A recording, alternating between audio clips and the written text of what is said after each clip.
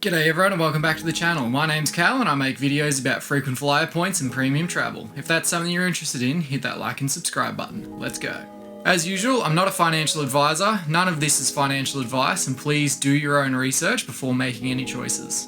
Now, if you're like me, tax time is usually more daunting than exciting because you know you're going to have a tax bill rather than a tax refund. Maybe you're self-employed, you have a small business or just extra income that you declare at tax time that means your pay-as-you-go tax from your job won't cover it. Maybe you're self-employed, have a small business, or you just have some extra income that you declare at tax time that your pay-as-you-go tax from your job just won't cover. What if I told you that you could turn those payments into a holiday? Seems too good to be true? Somehow not really.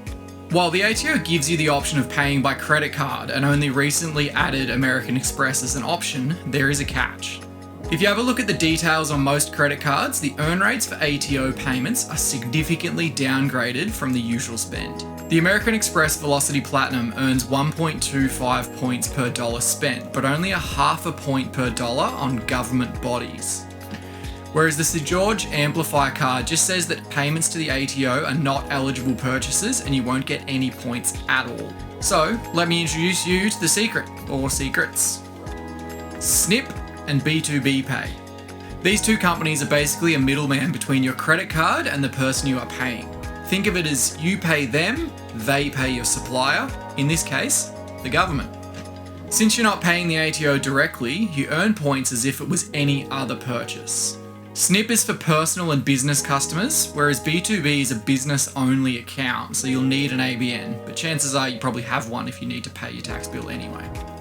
Snip is partnered with Virgin to earn 1 Velocity point per $10 spent, while Qantas is partnered with B2B Pay to offer 1 Qantas point per $7 spent with them. Now this doesn't seem like much extra, but if you're on a high turnover business and utilize this to make all of your regular payments, that'll stack up pretty quick.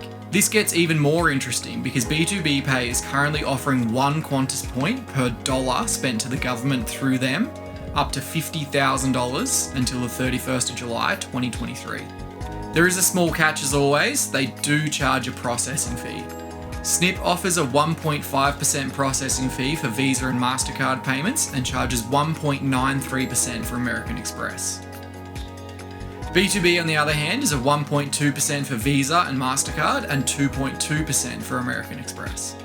One other thing to note is that payment through these institutions should also count as eligible purchases for a new credit card. So if you have a $3,000 tax bill and you take out a new credit card like the Amex Velocity that has a $3,000 minimum spend, that one payment could get you to your 60,000 bonus points. Not bad for a payment you're already going to be making. There is a referral code below for Snip if you're interested in that. If you're a business owner and want to get on board with B2B, there isn't a direct referral code. It has to be done through email, so either leave your email address in the comments or send me an email and I'll get you hooked up with some extra points. Alright, let's talk numbers.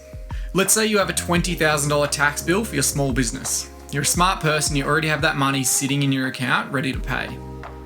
You apply for the American Express Velocity card and are approved, and you use that card to pay the ATO through Snip. Automatically, you'll achieve the minimum spend, so there's your first 60,000 points. The card has an earn rate of 1.25 points per dollar, and because you get the full points paying through Snip, that's another 25,000 Velocity points. Plus the 1 point per $10, that's an extra 2,000 Velocity points.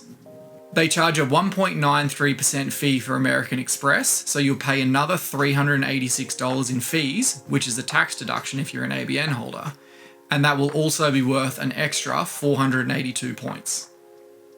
That's 87,482 Velocity points for a $20,386 tax bill to the government. What about B2B Pay then?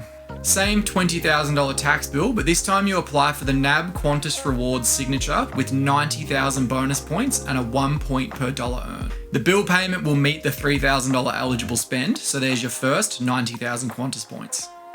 It has an earn rate of 1 point per dollar, which will reward you with another 20,000 points. The 1.2% surcharge on Visa and MasterCard will bill you around $240 for another 240 points. Plus the 1 point per dollar that B2B is offering at the moment for another 20,000 Qantas points.